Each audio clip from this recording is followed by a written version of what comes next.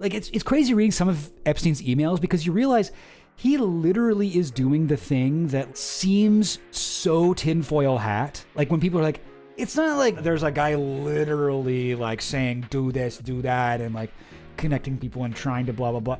But then you read shit like this and it's like, holy fuck, like Epstein was literally doing that. It's really wild to see how these connections kind of play out in the world of geopolitics. And honestly, like shocking to me, like I'm having to eat some of my words here where I'm sort of, I guess I have like a lot more of a cautious take on a lot of conspiracy stuff.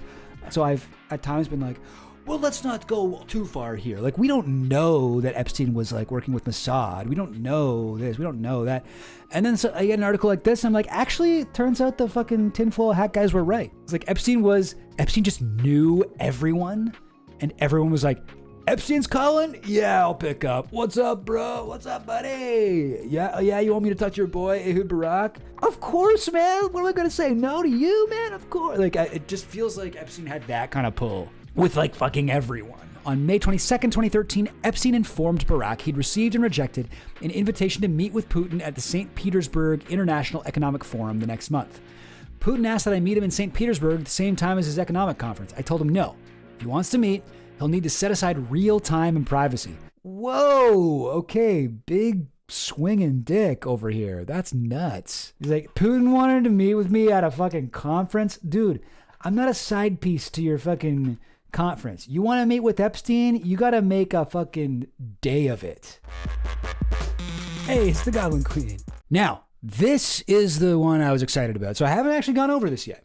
But this is a fucking crazy story. I read a little bit about this article elsewhere. I mean, I actually saved this. Seth Harp. Has anybody read Seth Harp's book, Fort Bragg Cartel, that just came out? Fucking phenomenal book. Really, really good. So it's just so much crazy shit over and over again. Like every page you're like, what the fuck? It's about the, what's it called? Special ops in the U.S. military out of Fort Bragg. In the US, we're running drugs, doing all these fucking illegal gang activities, and basically becoming untouchable. Yeah. You pre-ordered. Have you read it, Finland? It's yeah. So fucking good. And huge success. It was like a bestseller or whatever, New York Times list. Yeah, there's some nuts shit in Fort Bragg Cartel about Israel. How they weren't allowed to monitor Israel or whatever, like critique or have questions about how much fucking shit they were giving to Israel. Highly recommend his book. Anyway, he did post this, which I thought was, so that he retweets the article that we're about to read. Jeffrey Epstein was an elite Israeli intelligence asset and Israeli national security operator who worked for the government of Israel. The proof is definitive and the case is closed. Okay. And then we got this one. This is a tweet from DropSite, like the site that published the article we're about to read. And it says, case closed. Ryan Grimm says Epstein's Mossad connection confirmed. I'm like, wow, that's like pretty intense. That's very clear, definitive language. Let's get into it. Jeffrey Epstein and the Mossad. How the sex trafficker helped Israel build a back channel to Russia amid Syrian civil war. This is the craziest thing to me. This is from the same hacked emails from Ehud Barak, but we read another article from DropSite where they were talking about how Epstein had connected Ehud Barak with people in Mongolia and was like it's crazy reading some of Epstein's emails because you realize he literally is doing the thing that like seems so tinfoil hat. Like when people are like, it's not like there's a guy literally like saying, do this, do that, and like connecting people and trying to blah, blah, blah. But then you read shit like this and it's like, holy fuck, like Epstein was literally doing that. It's like Epstein just knew everyone and everyone was like, Epstein's calling? Yeah, I'll pick up. What's up, bro? What's up, buddy? Yeah, you want me to talk to your boy, Ehud Barak? Of course, man. What am I going to say? No to you, man? Of course. Like, it just feels like Epstein had that kind of pull with like fucking everyone. Yeah. The emails. Oh, so now we don't like Epstein because his emails leaked. Well, sorry, he wasn't on a private server. That's nuts. Yeah, I mean, I'd heard him on, I think, TrueAnon back in the day, right? Before the book came out. Anyway, but here we go. All right. So there we go. On the right here, there's Ehud Barak, who they credit here, Israeli defense minister. I believe, so Ehud Barak obviously was the prime minister of Israel. He then became the Israeli defense minister. And he was also, and I think this is right, but let me just double check, the highest decorated soldier in the IDF of all time, something like that. A lieutenant general, Barak shares with two others the honor of being the most highly decorated soldier in Israel's history. So, like, don't be fooled. I know this guy looks like a fucking dweeb, but this guy did some fucking bad shit. This guy did some bad stuff. Even for Israel, and even for an Israeli politician, even for like an Israeli, like, you know, soldier, this guy has done some unspeakable things. Even for a fucking close friend of Jeffrey Epstein, even for a guy who was hanging out with Jeffrey Epstein literally like the week he was arrested, still was like regularly chilling with the guy. This guy is bad. This guy is a bad person. All right, let's get into this article. But there he is with another bad person, Vladimir Putin. Jeffrey Epstein facilitated efforts to open a back channel between Israel and the Kremlin during the Syrian civil war, according to leaked emails from former Israeli Prime Minister Ehud Barak. The trove of emails exchanged at the height of the Syrian civil war between 2013 and 2016 reveal Epstein's successful efforts to secure a private meeting between Barak and Russian President Vladimir Putin to discuss a Russian-brokered end to the conflict, including winning Russian support for a negotiated removal of Syrian President Bashar al-Assad. Epstein was an invaluable resource for Israel's former prime minister, who also served as head of intelligence and defense minister throughout his career, sharing whispers from within Russian elite circles and intel on Putin's interlocutors in Europe and the US, and even advising him on how to engage with the Mossad. Barak, fresh out of his role as Israeli defense minister, built a deep portfolio of investments and business relationships around the world with Epstein's help. And this is what I think a lot of people got out of their relationship with Epstein. Like people like Leon Black or Les Wexner or, you know, a lot of people who were paying him a ton of money. What did they get out of their relationship with him? I think what they got was access to people that Epstein knew, because Epstein knew everybody. Epstein knew everyone, you know, and even if he didn't know everybody, he knew a lot of like the most powerful, most famous people. He could get you on a phone call with Bill Clinton. He could get you on a phone call with Prince Andrew, get you on a phone call with Peter Mandelson, whatever, you know, Donald Trump, fucking whoever, Ehud Barak, Woody Allen, Leon Black, all these people. And I think that was a massive part of his appeal. On February 21st, 2014, Epstein wrote to Barak, with civil unrest exploding in Ukraine, Syria, Somalia, spelled wrong, of course, Libya, and the desperation of those in power, isn't this perfect for you? This is what I'm saying, guys. Did you see that? Did you guys see what Epstein wrote to him? With civil unrest exploding in Ukraine, Syria, Somalia, Libya, and the desperation of those in power, isn't this perfect for you? Jesus! Barak replied, "You're right, in a way, but not simple to transform it into a cash flow, a subject for Saturday." Literally, like, this seems like a bad action movie, like, villain dialogue. You know what I mean? Like, this is literally what people like make fun of conspiracy theorists for thinking. And here these guys are. Oh, isn't it great how the world is in turmoil? Oh, doesn't that help us? It almost sounds like he's being like, well, obviously it's sad when people die. But no. He's like, but the problem is it's not easy to figure out how to get money out of the suffering. Maybe you can help me.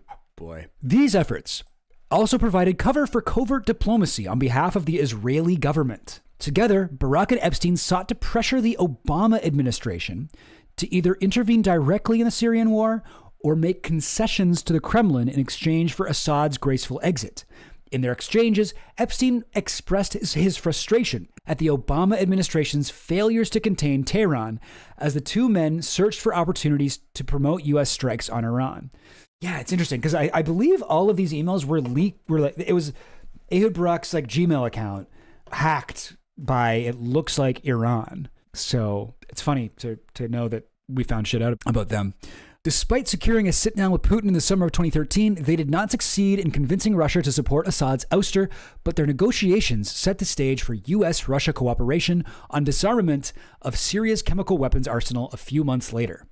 Michael Oren, former Israeli ambassador to the U.S., wrote in his memoir that Israel's diplomatic leadership was told to avoid being perceived as a player in Syria. Clandestine actors sought to shape agendas in Moscow and Washington, while Israeli officials denied involvement and used the media to legitimize red lines for airstrikes inside Syria. So, okay, this is a little bit convoluted.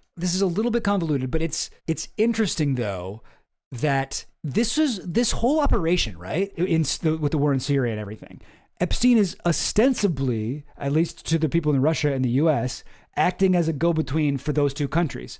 But really, and again, this is crazy because it sounds like tinfoil hat shit, he's really doing everything for Israel. It's all sort of like according to whatever plan that he had with Ehud Barak and his connections in Israel. That's at the center of all this. After their failed attempts to remove Mossad, Barak and Epstein sought to leverage the Russian channel again in 2015, as Barak pushed for U.S. strikes on Iran and rejected Obama's nuclear deal framework. Probably the single best thing Obama did, period, right? As president. I guess gay marriage was good too. Barak failed to convince the Obama administration to change course. The plot nevertheless illustrated Epstein's knack for steering the superpowers toward Israel's interests by leveraging a social network that intersected the Israeli, American, and Russian intelligence communities. Yeah, I do feel like there is some shit that's left out about Epstein's connections to Russia. I do think Epstein was basically like a free agent working with everyone. Yeah, I mean, so like, I'm sure if you guys have seen the show before, something I often say is like, I feel like the focus on Mossad and the Israel connections with Epstein, probably a lot of it, a good deal of it anyway, comes from the fact that Israel is on everyone's mind lately with the genocide and Holocaust happening in Gaza, in the West Bank, and Israel proper. But I have pointed out in the past, I bet if we were having this moment where we all of a sudden cared about Epstein, if this was happening in 2016, like if this was the route that fucking the Democrats had decided to take a fucking decade ago, then we would probably be more focused on the Russia connections, because in 2016, we were all talking about Russia. So this is interesting because this is evidence that actually Israel was the power player here. He was working with Russia. Don't get me wrong. There was a lot of fucking shit with Russia, but it does seem from this anyway, that everything that he was doing for America, Russia, blah, blah, blah, it was mainly geared, so the plot illustrated Epstein's knack for steering the superpowers toward Israel's interests. You know what I'm trying to say? So it's interesting. The leaked emails come from the same archive previously reported by DropSite, materials released by the hackers known as Handala and disseminated by Distributed Denial of Secrets. That is the new WikiLeaks, basically, they're trying to be. DDO Secrets, I think it's ddosecrets.com. And you can go on here, you can download over 100,000 emails and their attachments. You can download all that shit. And you can fucking search through them. You can find all this stuff, which I do. In fact, I do have that stuff. The emails include extensive, previously unpublished documents and photographs from Barak's inner circle, including non-public information verified as accurate by DropSite. Many documents from the Handala hack were independently validated by records released by the U.S. House Oversight Committee this month. Our ongoing series reveals how Epstein used elite networks and quasi-official institutions to promote Israeli security interests and enrich his circle of friends and companions. This story follows the same pattern, with the highest of stakes, a chaotic war on Israel's ever-expanding border and the balance of power between the United States and Russia. Barak did not respond to a request for comment. Oh, that's surprising. Not really. Epstein died in jail in New York during the first Trump administration. The news outlet, the B7D, previously reported on some of the correspondence. All right, well, let's get into it. The Kremlin holds the keys. Cool. Sounds like something from Game of Thrones or something. In the early hours of May 9th, 2013, former Israeli Prime Minister Ehud Barak emailed his close friend Jeffrey Epstein with an urgent message. Are you awake? If yes, please call. Barak wrote Epstein at 1 a.m. in New York. Shortly after they spoke, Barak emailed again to ask Epstein to keep their conversation private. Jeff, please don't share the info with any of our friends. Epstein replied, of course not. I think you should let Putin know, you'll be in Moscow. See if he wants private time. Barak and Epstein built a back channel to Putin in hopes of winning Russia's support to remove Syrian President Bashar al-Assad from power, according to leaked emails from Barak's inbox. Before approaching Putin, Barak and Epstein sought to use one of the major American newspapers to frame Israel's narrative about the Syrian war and telegraph a framework for peace talks led by the United States and Russia. Like, this is what's so crazy about this. Epstein is just a fucking guy. He's not a politician. He's never been elected to anything.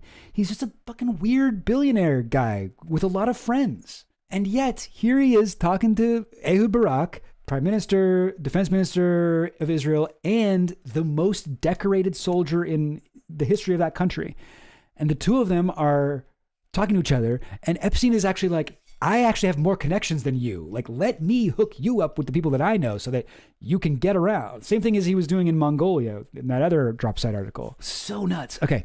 That spring, the Syrian civil war entered its third year. A popular uprising against the Assad regime had rapidly devolved into a brutal sectarian conflict fueled by foreign powers. The flow of Russian and Iranian weapons inside Syria and the threat of their diversion to Israel's enemies were among Israel's top security priorities. Since the early days of the war, Israeli security leaders believed Assad's downfall was imminent. Barak, then serving as Israel's defense minister, told the Washington Post in December 2011 that Assad's fall was inevitable and a matter of weeks, not a matter of months or years. Okay, so they're corroborating this with sources other than just the emails. But that is wild. So who knows how many of these these leaders are going to the press and saying shit that Epstein told them to say. I wonder how many people did that. Epstein was a fucking secret source for so long. It really is unbelievable. More than a year later, Barak's prediction had still not come true. With Russia and Iran's support, Assad stubbornly clung to power. Israeli officials, recognizing the need to engage Russia, visited Moscow in January 2013 to discuss concerns about Syria's chemical weapons stockpile falling into the hands of Hezbollah in Lebanon or Sunni militants linked to al-Qaeda. Meanwhile, Israel escalated its operations within Syria's borders.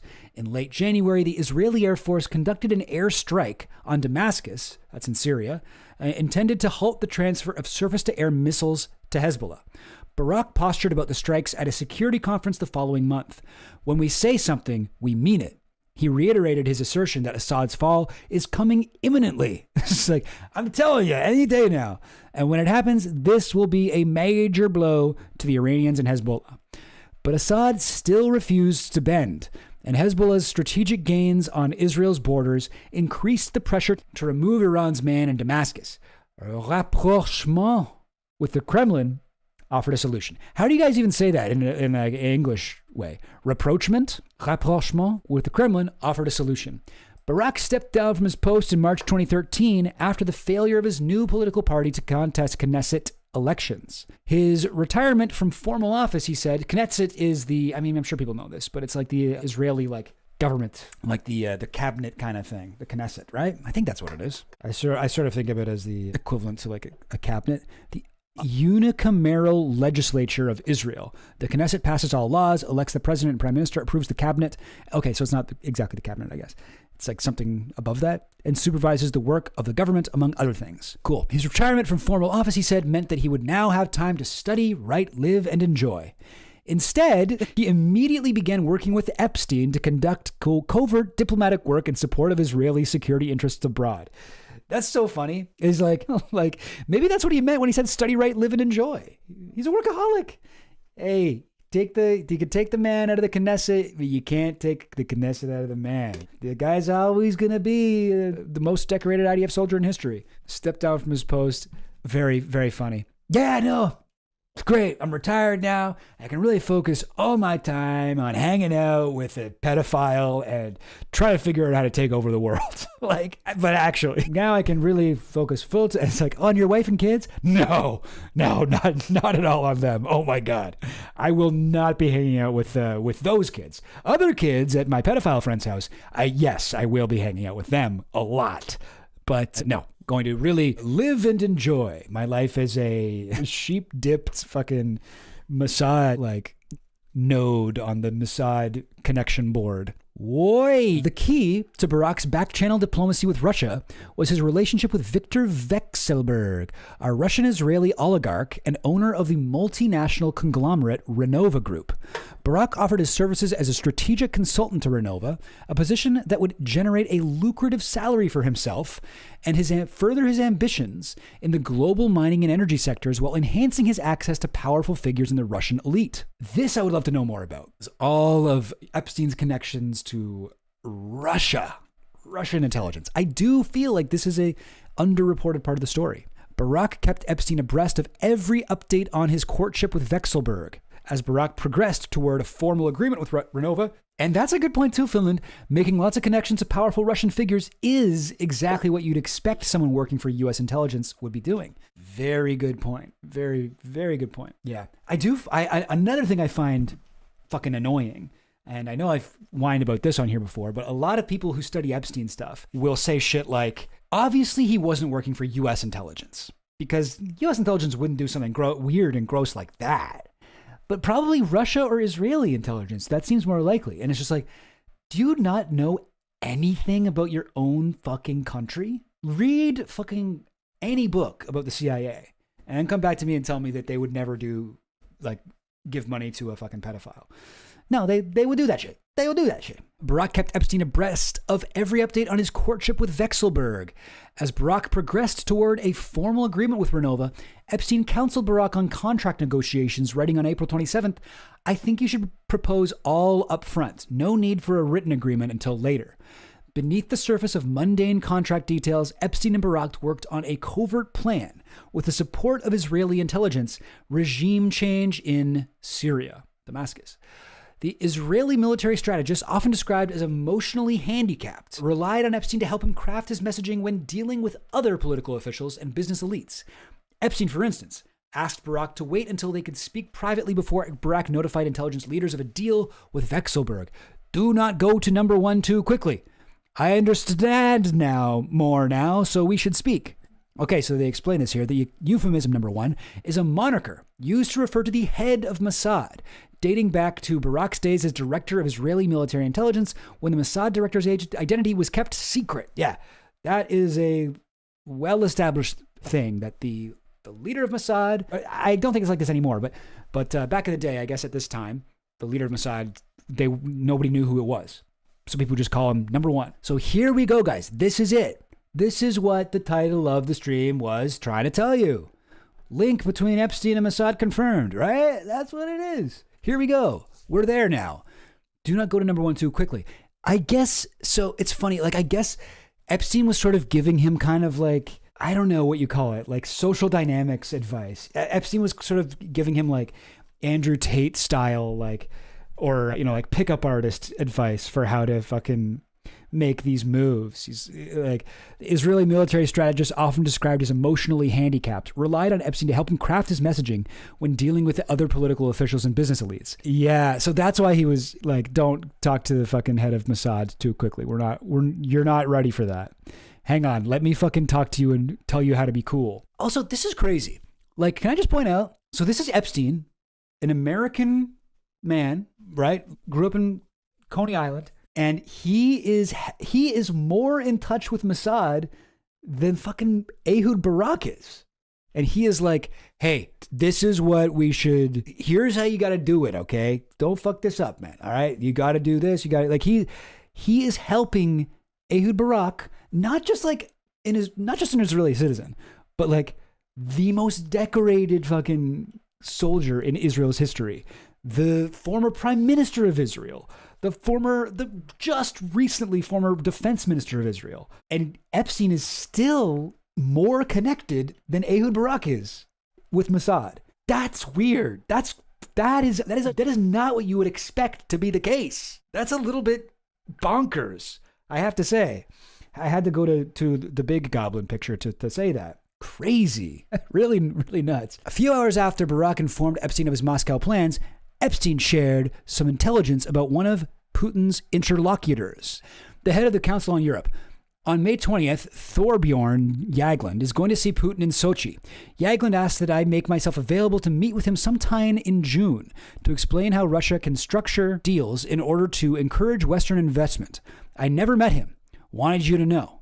Barak, who was working closely with Epstein to cut deals in the Eurasian energy sector, wrote back, I know Jagland for a long time. Probably we have to talk about it. Epstein responded with a short list of past and present American national security leaders who, his response implied, could also be useful in Russia talks. He wrote, okay, Panetta, Alexander Clark, likely referring to the Secretary of Defense, Leon Panetta, NSA Director Keith Alexander, and Cybersecurity Czar Richard Clark. So Epstein messaged Ehud Barak about this guy, Thorbjorn Jagland, going to see Putin in Russia. Jagland asked that I make myself available to meet with him sometime in June to explain how Russia can structure deals in order to encourage Western development. I never met him, wanted you to know. Probably have to talk about it. But then what? Like, what is this? Why is he listing people there? What am I missing here? What am I missing? Oh, like maybe it's people that they would want to also meet with them? I guess this is what Dropsite is assuming. His response implied could also be useful in Russia talks. That makes sense. That makes sense.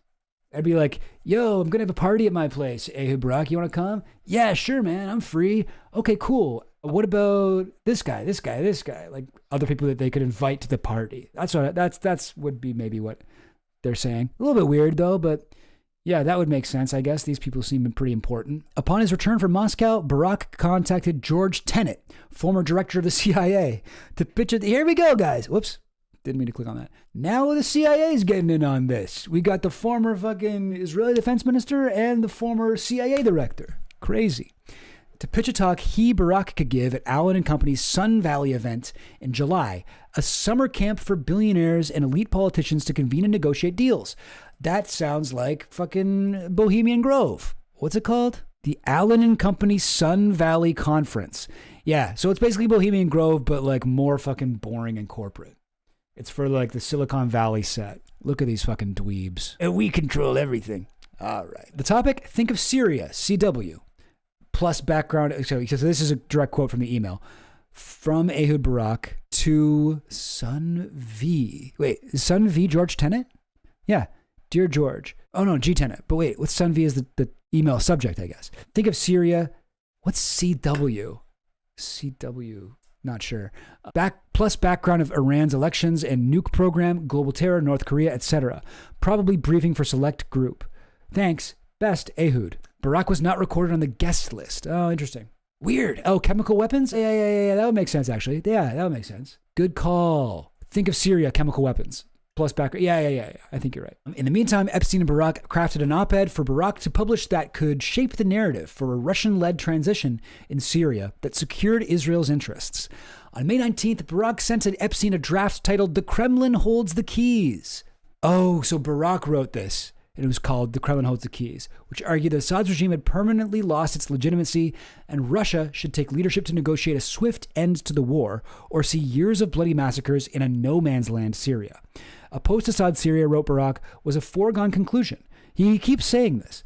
It was now up to Russia to decide whether or not to convince Assad to leave or prolong the war. Barak's editorial proposed that the U.S. and its allies should accept a price for a Russia-led solution to the war. He acknowledged that removing Assad from power should not compromise Russia's interests and perspectives in Syria, namely Russia's deep ties within the Syrian security apparatus and its access to naval bases at Tartus and Latakia.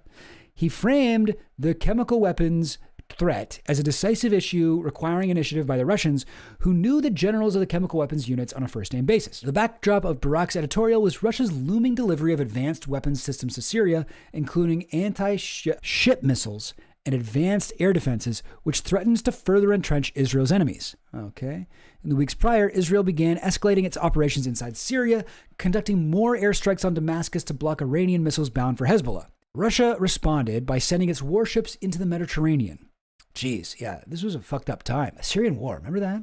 God. Barak felt enormous urgency to secure a face-to-face meeting with Putin as soon as possible before the conflict escalated further. Besides Epstein, he also requested comments from Ron Dermer. Okay, so that's why when I searched The Kremlin Holds the Key, I got so many results. It's him sending out his essay to a bunch of different people. Barak wrote to Dermer, I don't care how you've corrected it, yours will always be better in clarity and Oh, hey, Barak, don't be so hard on yourself. I don't care how you corrected it. Yours will always be better in clarity and conciseness than mine. Oh, I'm so bad at this. Why isn't anybody even take me seriously? Oh my God, I'm a fraud. I wish I was as good as you are, Dermer. Ron Dermer, I think is what he probably said after that. Dermer swiftly returned a refined copy with more fluent English. Oh, it's just an ESL thing? Got it. Okay. Sorry, I don't mean to make fun of Ehud Barak. It's okay if you speak English as a second language. As was typical of Epstein's style, he sent back a rough cut riddled with spelling and grammatical errors. Yes. Okay, hang on. Okay, now we've got the title. Oh, this is the full thing. But let's find it in the actual thing. Why not? First, edit for your comments. Yep. Here it is. Okay, so this is what he sends him back. Wait until it's too late seems to be the new fashionable foreign policy. Just like so much wrong with it. Like all these just 2 or 3 spaces in between some words, 1 space between other words. The unfolding tragedy in Syria has already cost 75 thousand precious lives and millions displaced. The complex dilemma, 3 M's in a row, recently illustrated in bright colors by the recent juxtaposition of the evidence of nerve agents being used by the Assad regime against its own alongside the... Wow, did he rewrite the entire thing? This is crazy. I strongly believe that the Kremlin has at its disposal the leverages that can convince Assad to eventually leave and to stop fighting immediately. Space. Anyway, wow, crazy. Very, very, very cool. And now I know I will go back to this. Here we go. Epstein did indeed wait until it was too late to send his edits. Barak wrote back, unfortunately, we came to a deadline and had to send somewhat less brilliant text. I hope one of the big 3 will buy it. The New York Times rejected Barak's editorial. It's funny that he's like sucking up to Epstein. We had to send a somewhat less brilliant text. Oh, if only we had your brilliance, Epstein. New York Times rejected his editorial. That's how you know it's fucking bad. You got some fucking Hasbara for the New York Times, Ehud Barak? Well, you still gotta fucking go through the same submission and approval guidelines as everyone else, as everybody else has to do. Okay, hey, Barak, yeah, no, I understand. You're former Prime Minister of Israel, and we are the New York Times, but we're going to say no. The Times International Opinion Editor wrote, we are potentially interested, but we feel that the key part of the piece is left vague. Proposing a Russian-mediated solution is only an appealing op-ed for us if the mechanics are spelled out. Barak is a military man and an experienced negotiator, so I have no doubt he has something specific in mind. What does he think the price will be? What is the Russian incentive to budge now? Epstein had conveyed a similar criticism of Barak's draft. I thought the article should have more of a headline so that you are clearly associated with a position. After the rejection from New York Times, Barak wrote Epstein back, you are right. I like that they're using like texting slang, these like fucking old ass like boomers. Epstein then expanded on his own aggressive view, arguing that the U.S. was waiting too long to intervene when it came to Palestinians in Iran. I really like the wait until it's too late to be your critique of the community's foreign policy. Years ago, things moved slowly. Stalin took weeks to defend.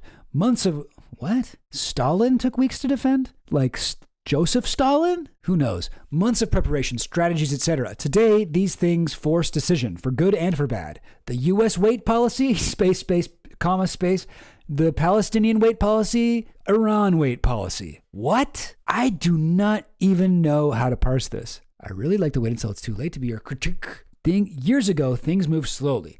Stalin took weeks to defend, blah, blah, blah, blah, blah. Today, these things force decision for good and for bad. He's saying that the U.S. and the Palestinians in Iran all have a policy where they wait? The U.S. wait policy? Also, no idea, guys. No idea. Bob Stalin from accounting. Yeah. Barak decided not to address the specific questions posed by the New York Times editor. He wrote to his spokesman on May 21st, tell them they can get a full description of answers to all their questions in a different piece. Not now, because it will empty the main message. The Times rejection was followed by rejections from Washington Post and the Wall Street Journal. The op-ed was eventually published without Epstein's changes in the Telegraph on May 30th, 2013. Crazy. Okay, this part I heard about here. Cool. All right, we're about halfway through this article. This part's nuts. The messages were conveyed to the top players. Upon returning to the Russian presidency in May 2012, Putin sought to neutralize widespread street protests, which, he claimed, were fomented by external agents funded by U.S.-backed NGOs. Putin had a long-standing mutually hostile relationship to the Clinton family. The protests against his election, which he pinned squarely on the shoulders of the Secretary of State Hillary Clinton. That isn't like really out of pocket, like that's kind of true, ratcheted those tensions ever higher, foreshadowing a contest that would consume American politics in the years to come. Yes. Yeah, no. Yeah, I mean, this is in 2012, and you can sort of tell if you remember Hillary Clinton's reaction to losing the election in 2016. Russia, maybe most of us can probably admit, definitely played a role in her losing the election. Definitely, they were buying Facebook ads and doing a bunch of fucking election interference from afar, using their sort of cyber, whatever, warfare, intelligence, psyops kind of thing. But they weren't like the only reason that she lost, or even the main reason why she lost. But that is who she was fixated on blaming afterwards. And like liberals in general were very fixated on Russia, right? Like every Rachel Maddow show for like 3 years was just the fucking kill Vladimir Putin hour of the day. And that kind of hatred, that sort of what do you call it? Slav phobia, whatever, like anti-Russian bigotry. I mean, whatever, like Russia, fucking Putin sucks, obviously. But Hillary hated Putin. And this goes back long before all this. Moving on. Watching the collapsing governments of the so-called Arab Spring from afar and seeking to prevent a similar color revolution in Russia, Putin began a balancing act of centralizing political and economic authority while preserving channels for foreign capital investment. Russia wanted to lose and tried to interfere. I just doubt how effective they were. Like, if you look at them, lots of them got not that many views and were clumsy. Yeah. I think they had, they wanted her to lose. Yeah. They wanted Trump to win. Their strategy was to inflame tensions in the U.S., to make people feel more divided. They posted a bunch of fake Black Lives Matter accounts. They focused a lot on the Black community and the American Christian communities, I think, were two of their biggest focuses. That election was so close. 2016, it was like Hillary actually won the popular vote and then lost the election overall. It was really, really close though. And so when people are like, it's all the fault of Bernie Sanders, it's all the fault of Russia, it's all because Comey reopened the email investigation, it's all because of this, it's all because of that. Almost every one of those statements is right, in the sense that, like, yeah, if that didn't happen, Hillary probably would have won. But that's just because it was so fucking close. You know, like if you take away any fucking like 0.5% of the vote, the end result switches. So yeah, I mean, it's easy to point fingers because you can just be like, yeah, here are a lot of things that didn't really work that well for them. Yeah, it's interesting. Oh God, somewhere a silent alarm has tripped the use of your words. No, listen, I did not mean that. Redact Vladimir Putin, and a gentleman with an umbrella will be with you shortly. Yeah. Next time I'm doing my like motorcade parade down the street, waving out the back of my convertible, I'll see a guy open an umbrella, and then it'll all be over. R.I.P. Chill Goblin. Okay, here we go. Watching the collapsing governments of the so-called Arab Spring from afar and seeking to prevent a similar color revolution in Russia, Putin began a balancing act of centralizing political and... So wait a second. What's a color revolution? I thought that was like a fake, like a CIA revolution or something. A series of nonviolent protests and political movements aimed at overthrowing authoritarian governments, primarily in post-Soviet states. These revolutions often use a specific color or... that's what it is. Color or symbol to unify supporters and are typically triggered by perceived electoral fraud or corruption. Oh, totally had the wrong definition of that. My bad. Epstein, close with former President Bill Clinton, had a role to play. So again... Why is Epstein involved in this? Because he knows everyone. He is like probably one of the only people on earth who has all of the connections that he needs to connect people in Mossad, people in Russia, people in US government, people in the UK government, people in the fucking, Swedish government. Like, he knows all these guys. He knows them. That is his great value to these regimes. Epstein once bragged to a journalist that he often flew to Moscow to see Vladimir Putin and enjoyed clothes. So again, Epstein bragged to a lot of people. This is in the Daily Mail, right? So the fucking Daily Mail journalist goes, What about Russia? Any clients there? He shrugged and said he often flew to Moscow to see Vladimir Putin. I found this hard to swallow. It was implausible that such powerful world leaders would trust the management of their personal funds to a convicted sex offender. Yeah, you would think. That's wild. But no, seems like it was true. The American financier specialized in moving money across borders, and his expertise would be useful in stemming capital flight from Russia and Putin's crackdown on foreign agents. Yeah, so this article definitely takes Epstein's claims as this sort of like foreign money, whatever you call it, financier guy, seriously, which I don't. Although, I don't know, seems like something was happening here. Anyway, on May 22nd, 2013, Epstein informed Barack he'd received and rejected an invitation to meet with Putin at the St. Petersburg International Economic Forum the next month. Putin asked that I meet him in St. Petersburg at the same time as his economic conference. I told him no. If he wants to meet, he'll need to set aside real time and privacy. Whoa, okay, big swinging dick over here. That's nuts. He's like, Putin wanted to meet with me at a fucking conference? Dude, I'm not a side piece to your fucking conference. You want to meet with Epstein? You got to make a fucking day of it. That's crazy. This guy. This is like when he was like talking to Leon Black, who is the guy who gave him $170 million and was like playing such hardball with him, But with Putin, it's like, well, what does he have on Putin? Did he have blackmail material on Putin? Maybe actually. I don't know. Who knows? Barack found his own official reason to attend the conference, supporting a technology incubator in Moscow led by Vekselberg. The Kremlin was threatening to cut funding from the Skolkovo Innovation Center, Russia's Silicon Valley, which Renova was heavily involved in developing. Renova sent Barack an email with talking points to discuss in St. Petersburg and included the contact information for Putin's foreign policy aide, Yuri Ushakov, which Barack could use to request FaceTime with the president. Barack reached out to Putin's aide 2 days later on May 26th to request a meeting with Putin in St. Petersburg just prior to the conference.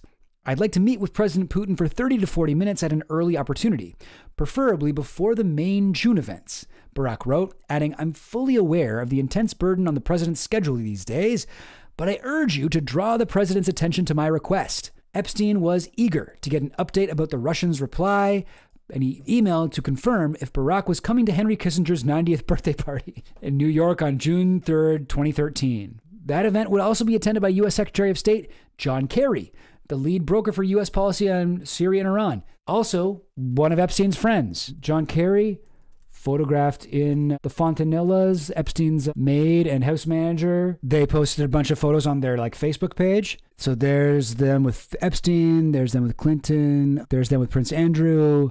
But look at this. This is John Kerry at Epstein's New York mansion. A blurry ass photo. So it's funny, they mentioned John Kerry was there too. Fucking Henry Kissinger's birthday. Here it is.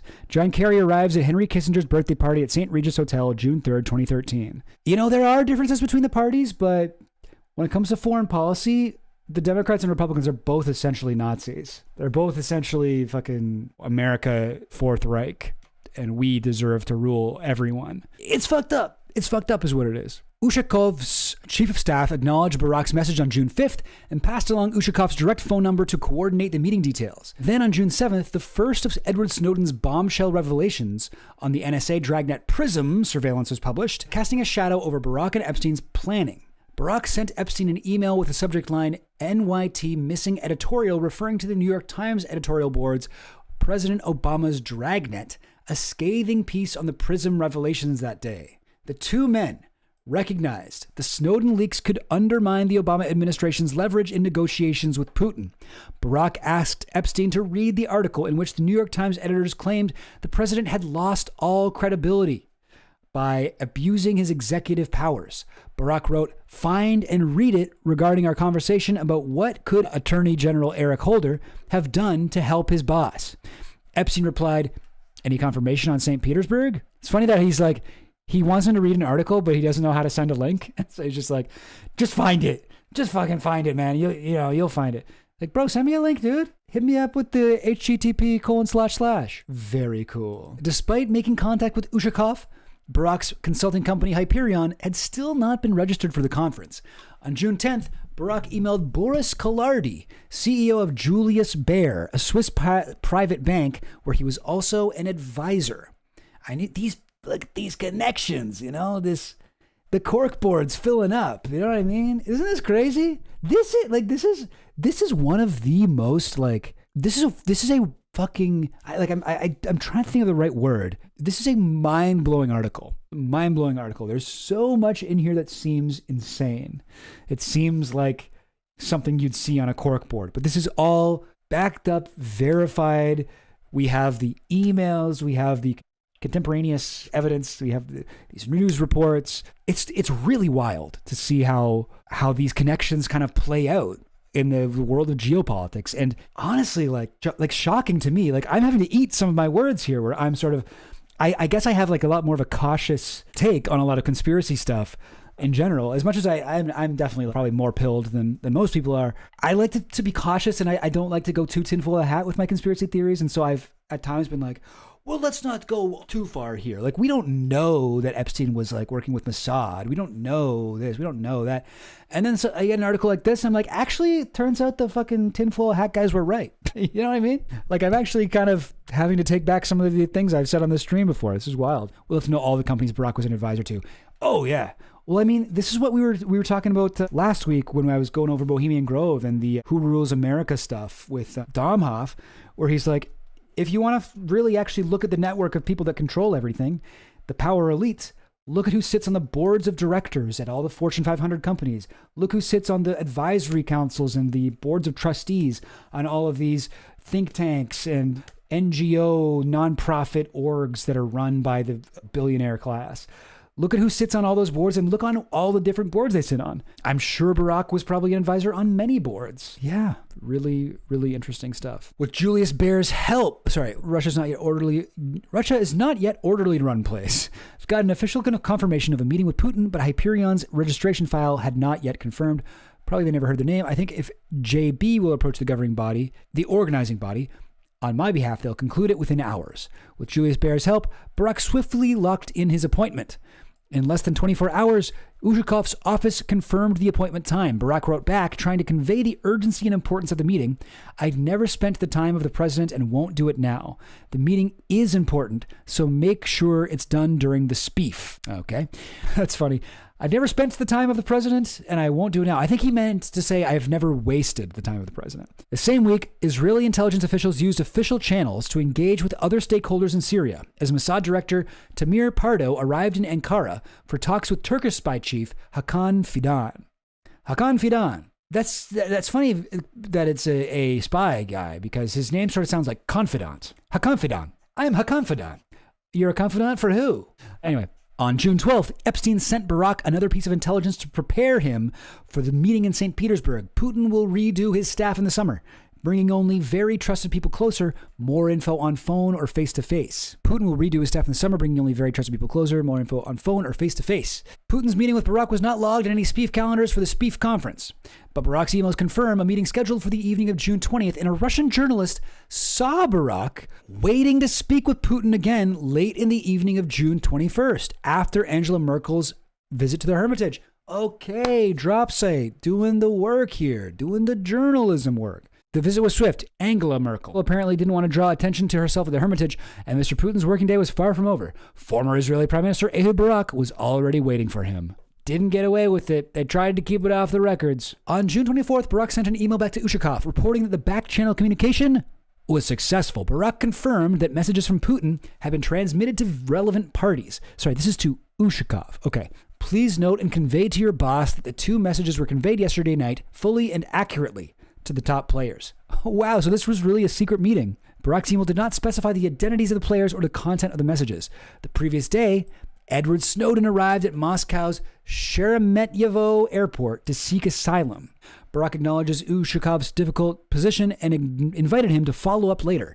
I understand that in the meantime, new issues are crowding on your plate, Barack wrote. If you need more details, I'm on the same numero. Okay. And this is to Ushakov. All right. Getting authorization now for Iran. 2 months after the St. Petersburg conference, on August 21st, 2013, opposition-controlled areas in Ghouta, Syria were struck by rockets containing sarin gas, killing and injuring thousands in the suburbs of Damascus. 10 days later, President Obama delivered a speech at the Rose Garden of the White House announcing he'd seek congressional authorization for U.S. strikes on Syria, enforcing the red line he'd drawn exactly 1 year prior.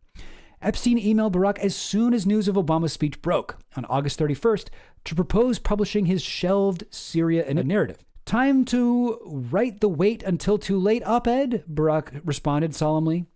The wait until too late op-ed was the thing that Epstein was suggesting that he go with as the thrust of his article he was trying to get published. U.S. strikes might be launched before the op-ed will be accepted by any major paper. Epstein disagreed, suggesting any action would likely occur after the G20 summit on September 5th and Congress's return the week later.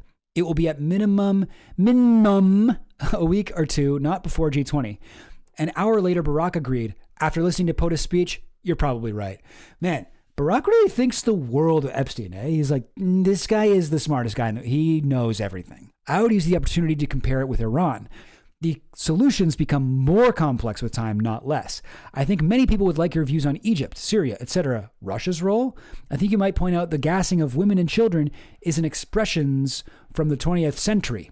Women are no longer equivalent to children. Civilians versus combatants only. Yeah, that's a funny thing for Epstein to say. Women are no longer equivalent to children. If there's anyone who thinks that children are equivalent to women, it's Jeffrey Epstein. Yeah, to Finland. Good point. Epstein might have inside info via U.S. intelligence connections.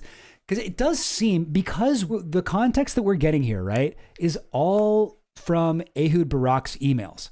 So it seems like, and like sort of what they're sort of, I think, convincingly portraying in this article is that while, yes, Epstein was a mover in Russia, England, America, and Israel, from these emails, it appears that he was doing everything for the overall benefit of Israel. However, that makes sense because we only have Ehud Barak's emails. So we don't know what Epstein was sending to Clinton.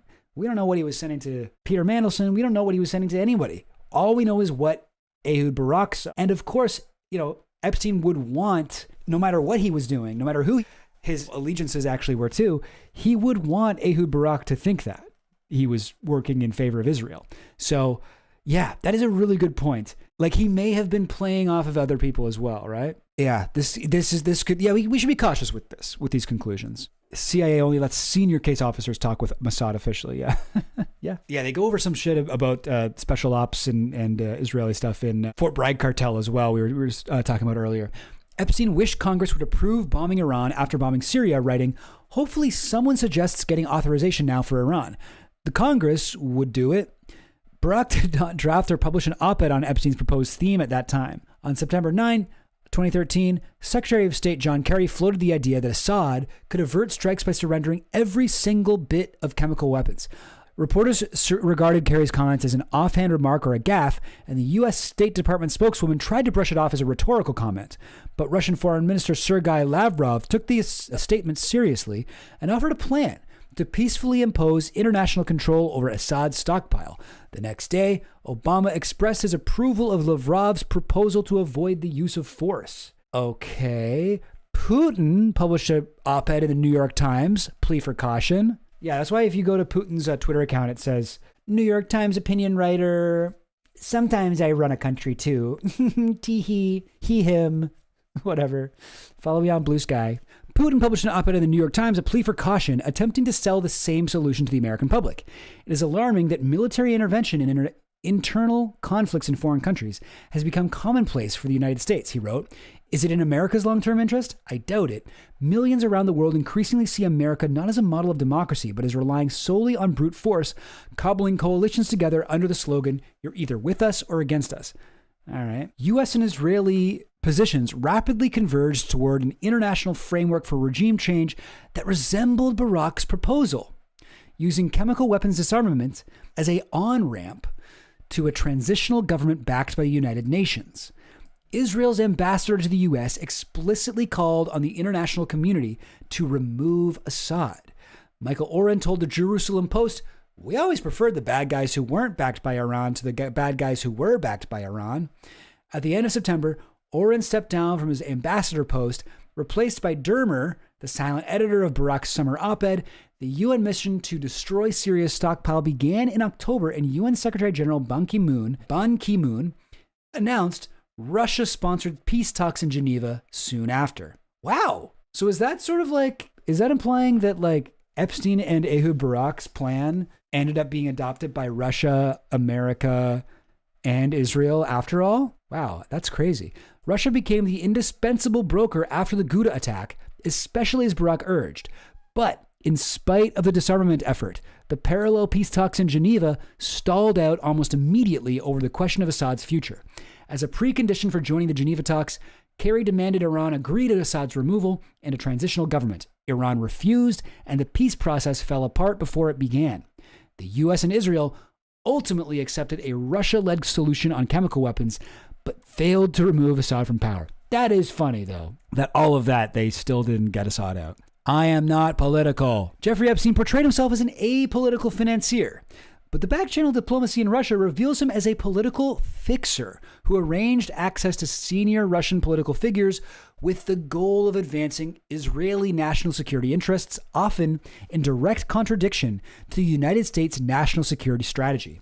I mean, what do you guys think? I feel like that, for me anyway, for right now, and I like to think that I'm pretty cautious about this sort of thing, I feel like this article has kind of done the work for me. Like, I'm convinced by this. I mean, yes, we only have Ehud Barak's emails. We only have access to perhaps this time where he was working in the best interest of Israel over these other countries. But I would have to guess, judging from what I know and the picture of Epstein that's in my head, is that this guy was mostly just kind of like self-interested, right? And he's just kind of like, well, what can I do to get people to do what I want? Okay, this is going to work out for me here. I'll do this.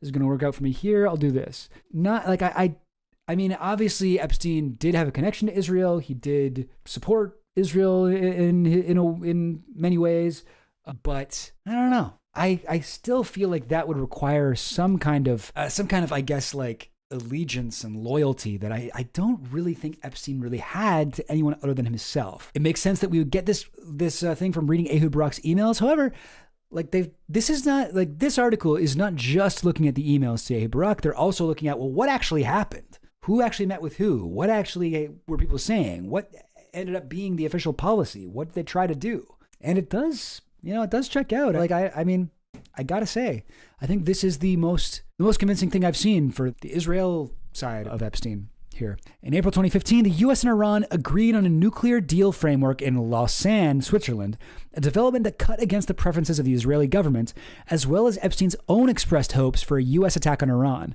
Time magazine asked Barak to write an editorial on the subject.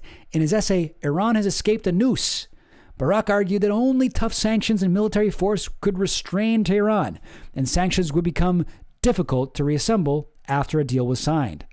Barak suggested instead a surgical strike on Iranian nuclear facilities to set Iran 5 years backward and deter future cheating. Yes, the Israeli time machine. They can send you 5 years backward by dropping a bomb on your nuclear facilities. Wait, if you drop a bomb on nuclear facilities, wouldn't that just create a nuclear explosion? Wouldn't that just be like dropping a nuke on someone? I don't know. This seems like an ill-advised plan.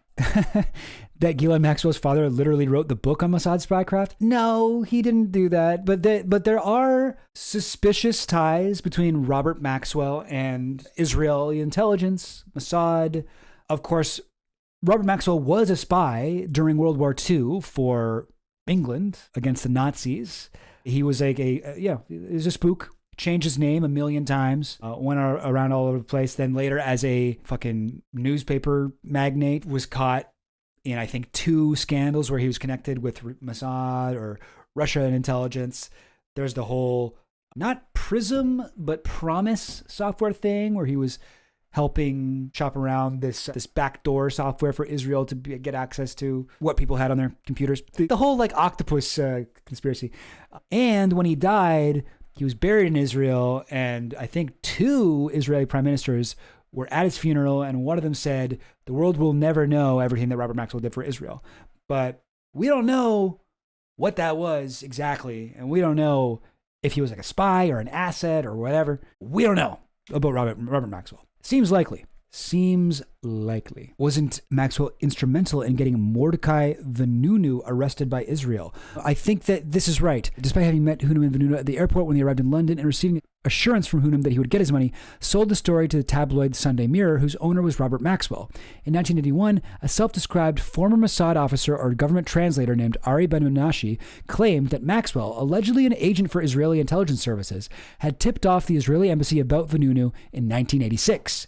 In sharing his story with the Sunday Mirror, Guerrero forfeited the agreed-upon payment of $25,000 from the Sunday Times. Yeah, so yeah. I mean, like, this guy, Ari Ben-Menashe, also not a very trustworthy dude, believe it or not. But yeah, there is a bit of a crossover here. Yeah, it does seem like he was involved. It seems like, people make these allegations, but I'm just cautious here. Like I say, I don't like to say that something is absolutely proven to be true when it's not 100%. I mean, sometimes I get excited and it gets better at me and I say shit's true and it's not, but I try not to do that. So that's why I'm sort of cautious about saying that Maxwell was Mossad. But if you ask me my opinion, I'd say, yeah, I think he was probably at least an asset. Moving on here. The possibility of strikes should not be rhetorically holstered, he wrote. It may finally, later down the stream, be the only language Iran understands. Oh my God. Of course. Typical Israeli diplomacy. The only language Iran understands. Bombs. He sent the article to Epstein shortly after it was published and asked to speak on the phone. The same day, he sent a video of Bill Clinton discussing negotiations over North Korea's nuclear program in 1994. Barack wrote a note about Clinton's video in an email to another colleague. Obama is highly vulnerable among Democrats on the Iran issue. Clinton, 21 years ago, talked of North Korea, but exactly the same words. North Korea is now a nuclear player. Barack once again leaned on Epstein to get a line to Moscow before the Iran nuclear deal was finalized. He visited New York City from April 21st to April 24th, where he received Epstein's help to once again attend the St. Petersburg International Economic Forum that summer. The SPIEF. Epstein connected Barack to Sergei Belyakov, former Russian economic minister with ties to Russian intelligence, to help Barack get an invitation and set up meetings with senior Russian officials. Epstein also directed Barack to convey that senior Russian officials, including Putin, should also contact Epstein directly for meetings. Epstein wrote on April 23rd, 2015, I spoke to Sergei, he will help. I suggest you send him a note that states that you think Putin and his advisors would benefit from spending some time with Jeffrey to discuss markets, currency, and the financial system in the new world of zero interest rates. I think that is so fucking crazy. Hang on. And that I am not political. He has to answer certain questions. Get this, guys. Get this. He's telling fucking Ehud Barak to talk to Putin and say, you need to talk to Jeffrey to discuss markets, currency, and the financial system in the new world of zero interest rates, right? This is another thing I bring up all the time, but remember that fucking letter that Lynn Forrester sent to Bill Clinton. Here we go. Reddit. This is from Lynn Forrester, now Lynn Forrester de Rothschild, but before she married to Evelyn Rothschild, she sent this letter to Bill Clinton. It was such a pleasure to see you recently at Senator Kennedy's house. There was too much to discuss and too little time. Using my 15 seconds of access, so she only got to talk to Clinton for 15 seconds, and she said, here's what I'm going to talk about. Jeffrey Epstein and currency stabilization. Jeffrey Epstein and currency stabilization. And now look at this. Hey, fucking Ehud Barak, if you get 15 seconds of access with Putin, can you ask him to call me to discuss markets, currency, and the financial system of the new world of zero interest rates? And I'm not political. He has to answer certain questions. Doesn't that seem like a similar thing? Doesn't it seem like a similar thing? I feel like this is even bigger than we know about the way that Epstein would kind of play off of his different connections to build more connections. This is a crazy article. I'm glad I didn't read it ahead of time, because now I'm learning all this shit with you guys, and I'm like, you get to see my reaction in the moment where I'm like, whoa, guys, that's nuts. That's crazy. That's so crazy and wild. Chat, put in the chat like words I can use instead of crazy. Apparently I say crazy too much. Epstein's request to again add Barak came as the Israeli government was attempting to manage an increasingly delicate balancing act in its ties with Moscow and Washington. He added, when you receive the list of Russians from Sergei, he asked what we prioritize, who we would find most interesting. Interesting. See, this is going to be a email I think about a lot. I feel like this is him trying to be like, hey, tell him I'm a genius. Tell Putin I'm a genius and he needs to talk to me. Like, I'm sure the exact same strategy he'd used with Lynn Forrester. All right. As promised, Belyakov delivered Barack a formal invitation to speak on a panel at SPIEF, St. Petersburg's International Economic Fuckheads, and a list of important names for Barack's consideration. In St. Petersburg in June 2015, Barack met with Russian Foreign Minister Sergei Lavrov, Central Bank Governor Elvira Nabulina, and other Russian elites. Epstein was not merely a fixer for Barack, but also a friend and advisor who collaborated with him at high levels to promote Israeli security interests.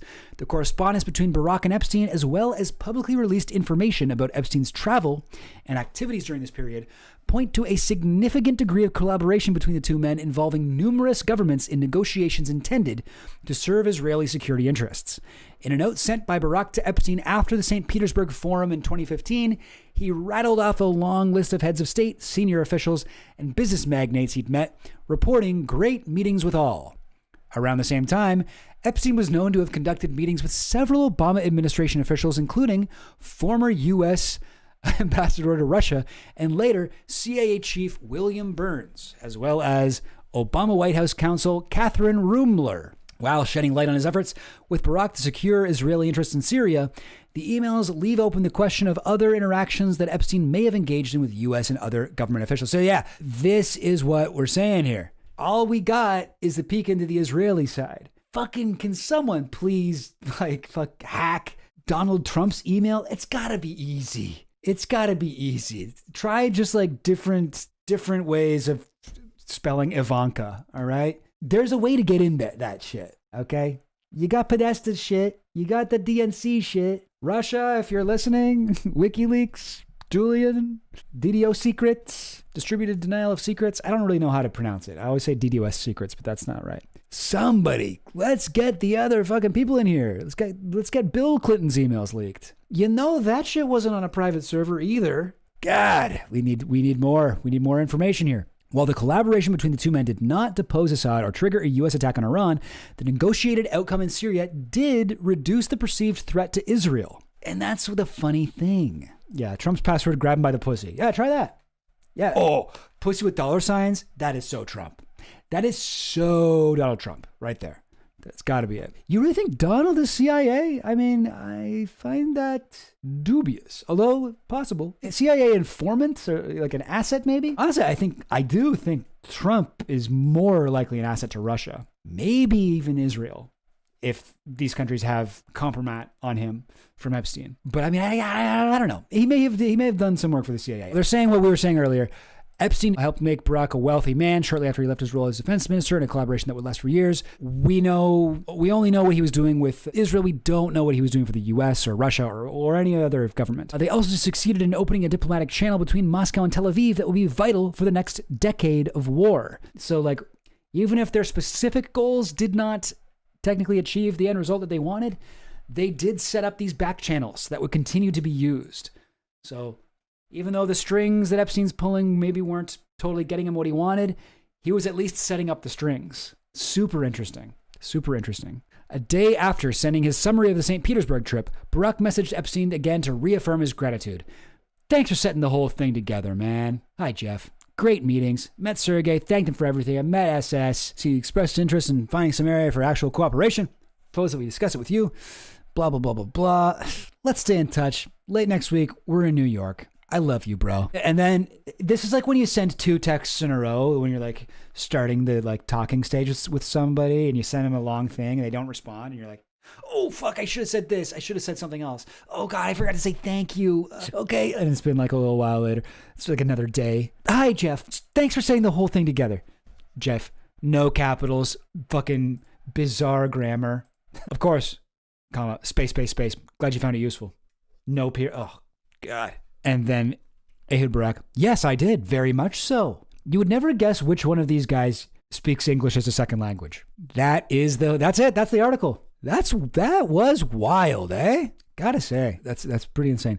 Trump was probably a BS FBI informant, a dupe, a decoy. Could be. Putin turned Donald using prostitutes of Eastern Bloc women in the 70s, early 80s. I mean, I think that's possible. I mean, the house that Epstein and Trump were fighting over appears to have possibly been financed by Russia. And then it was, of course, purchased from Trump by a Russian oligarch, I think like a year after he bought it. So yeah, Trump also had connections to a lot of the same guys that Epstein was dealing with here. Going to need to read it again to keep all these guys straight. Oh, yeah. I mean, yeah, this article, there's a lot of names in here that I'm not familiar with. All these like Russian guys. I'm like, wait, why are they introducing this guy? Didn't we already meet him? Oh, that was a different fucking Sergey or whatever. Like it's a little bit confusing. But I think it's kind of like watching like a fucking HBO show. Like the first time you watch The Wire, right? You don't necessarily need to know what everyone's name is, but you can get a sense of like what the hierarchies are, where the connections are being made, who's in trouble, what's going on. You get a vague sort of sense of it. And once you've really kind of become accustomed to it and gotten into it, then you can actually follow the character relationships and everything. But I feel like from reading this article, I got a good sense of like, actually, Epstein was doing fucking like conspiracy shit. This was a guy who was making geopolitical moves from his fucking pedophile palaces around the world, would occasionally whip out his phone and be like, yeah, here's how we're going to fucking do interference in Syria right now. You know? Yeah, let me hook you up with my bro, fucking Putin. Let me hook you up with fucking Bill Clinton. Let me hook you up with this. Let me hook you up with that. Sort of like what we went over earlier, one of the Bloomberg articles about him putting some pressure on Mandelson to get one of his lawyers, Pretzkowitz, I think his name was, in the room with George W. Bush. Like he's making moves. He's making his connections. It's not what you know, it's who you know. And Epstein may have not been the fucking smartest guy in the world, but that guy knew how to work his connections. That guy knew how to make his network work. Is there like a cooler way to say that? That guy knew how to make his network get work done. I don't know. That's not quite right either. I was trying to think of something that could be on like a hustle culture meme or t-shirt or something like that. Ghislaine's dad is the reason college books cost so much. That is fucking, oddly enough, that is true. Maxwell originally got his fortune after World War II from being in post-Nazi regime Berlin and hooking up with the scientists there who'd been doing work, but that wasn't getting published. And he was like, no, don't just give this shit away. We're going to sell it.